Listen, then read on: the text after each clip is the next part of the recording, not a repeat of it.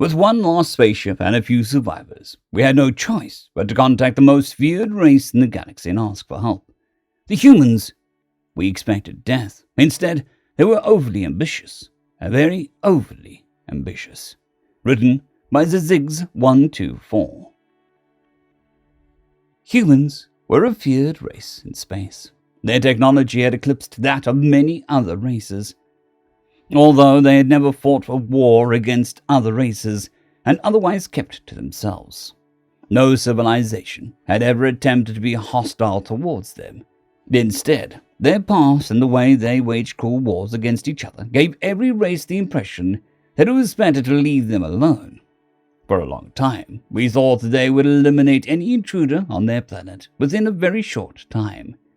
But we were at an impasse. When the Davians conquered our home planet, enslaved our people, and murdered them one by one, only one spaceship was able to escape in time. In the end, we were the last 600 of our people, seriously injured and desperately searching for help. But no race would grant us entry. They didn't want to risk getting involved in the conflict with the Davians. Finally, our fuel ran out, and there was only one planet that we could reach. Earth, the home of the humans. We knew that without fuel we would die anyway, and that we had nothing to lose. We might as well try and make contact with the humans. We sent out distress signals, but no one answered. Finally, we had no choice but to land on Earth. We were afraid, assuming that the humans would wipe us off the face of the planet at any moment. And when we saw the first shock troops marching towards our ship, we had already given up on life. Our ship had no fuel. We couldn't even open the gates. There was a loud explosion, and the human soldiers marched into the ship and pointed their weapons at us. Suddenly, one of the soldiers said something in a language we didn't understand. They lowered their weapons, then came towards us. I was afraid when the human soldier stood in front of me. He looked at me, saw my injuries, and lifted me up. We were smaller than the humans. He said something to the other soldiers, who were also carrying some of us. They took us away and brought us to a building they called hospitals. There, our injuries were treated. We were given food and cared for. Then we were taken to accommodations. One of the generals approached me. I was the ship's captain, and thus also the highest-ranking person, even though that was no longer of any great significance given the destruction of our people. He sat down opposite me and had a device with him. It was a translator that allowed us to communicate with each other. He asked me what happened to us. I first thanked him for all the help that we had received from the human race and began to tell him our story. I told him how our planet had been attacked, about the conflict with the Davians, and that we were the last survivors of our race. He listened attentively and wrote everything down. Then he said, "I understand. Don't worry. You're safe here. From now on, we'll take care of things. Stay here as long as you want." I was both relieved and confused. Relieved that the humans were helping us, even though everyone warned us about them. They were completely different from what we had thought. But what did he mean by saying they would take care of things? We spent months on Earth. Slowly, we regained our strength. The humans even helped us repair our ship and filled it with fuel. On the day of our departure, as we were thanking the humans, the human general approached me with a serious expression on his face. He said, "You can return to your planet. The Davian problem has been taken care of." Then he smirked, "And I don't think they'll bother you again." We looked at each other in confusion, but took note of what he said. When we arrived at our home planet, there was no sign of the Davian spaceships. Only a few destroyed spaceship parts with the Davian logo were flying around in the atmosphere. We approached the surface, and there was no sign of the Davians. We later learned that the humans had destroyed them, and apparently not just those who had attacked our planet, but the entire race. Nothing remained of their home planet. That was many years ago, and we have now been able to rebuild our civilization to a certain extent. And now we can only hope that the humans will continue to be well disposed towards us. They were friendly and helped us, and yet we fear them. And as we now know, not without reason. End of story. Story number 2. You did what to the humans? Written by Real Nectarine 7986. You freaking did what? The Chancellor of the Galactic Council, Zancam, asked. No, demanded in a muted monotone. They went ahead and made the humans declare war on us, the arrogant-sounding Prixian, standing before the council, said with a smugness that made it clear that he had no idea how deep in the crap he was.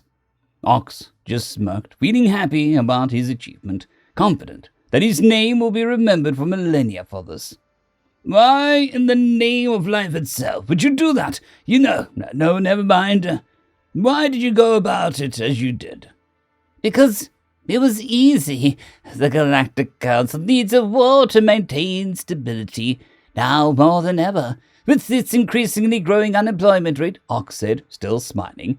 And the humans are the only species thus far with whom we never had a half-decent war. Sure, we had some small skirmishes, but those hardly count. We are not questioning your motives, as noble as they may seem, but your sanity. Another councillor, Rekam, sounded grim. Like Zancam, he knew the dire situation they were finding themselves in. Please inform us just on how you managed to make the humans unite and declare war. It was easy. In France, I told the people that Britain made far superior wine, and therefore a superior nation. In Britain, I told them that the royal family was pathetic, and all the tea they drink made them weaker than 1946 Germany. Ox began explaining. Several members of the council began live emergency extra-com feeds to their respective governments, detailing what was going on.